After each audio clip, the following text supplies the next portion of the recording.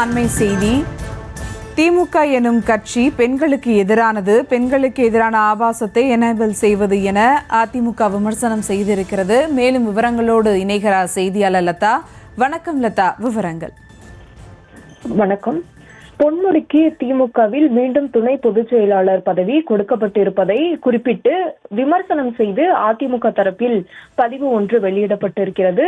அதிமுக தரப்பில் வெளியிடப்பட்டிருக்கும் அந்த பதிவில், கோவை கல்லூரி மாணவி பாலியல் வன்கொடுமை நாட்டையே உலுக்கியுள்ள இந்த சமயத்தில் பெண்களை மிகவும் கொச்சையாக ஆபாசமாக பேசிய பொன்முடிக்கு மீண்டும் துணை பொதுச் செயலாளர் பதவியை அவார்டாக வழங்கி அழகு பார்த்துள்ளது திமுக என்று குறிப்பிடப்பட்டிருக்கிறது. மேலும் ஆபாசமாக, அவதூறாக, இன ரீதியாக இழிவுபடுத்தி பேசினால் பெயருக்கு ஒரு நீக்கம் என கண் துடைப்பு நாடகம் நடத்திவிட்டு சில மாதங்களுக்கு பிறகு மீண்டும் அதே பதவி வழங்கப்படுவதே திமுகவின் ஃபார்முலா என்றும் குறிப்பிடப்பட்டிருக்கிறது. மேலும் பள்ளி, கல்லூரி, ஏர்போர்ட் வரை எந்த பக்கமும் பெண்கள் பாதுகாப்பாக இருக்க முடியாத மிக மோசமான நிலைக்கு தமிழ்நாட்டின் ஆட்சியை தள்ளிய கட்சியான திமுக இந்த நியமனத்தின் மூலம் தமிழ்நாட்டு பெண்களுக்கு சொல்ல வரும் செய்தி ஒன்றுதான் என்று குறிப்பிட்டு, திமுக எனும் கட்சி பெண்களுக்கு எதிரானது, பெண்களுக்கு எதிரான ஆபாசத்தை எனேபிள் செய்வது, பெண்கள் பாதுகாப்பு பற்றி திமுகவிற்கு துளியும் கவலை இல்லை என்று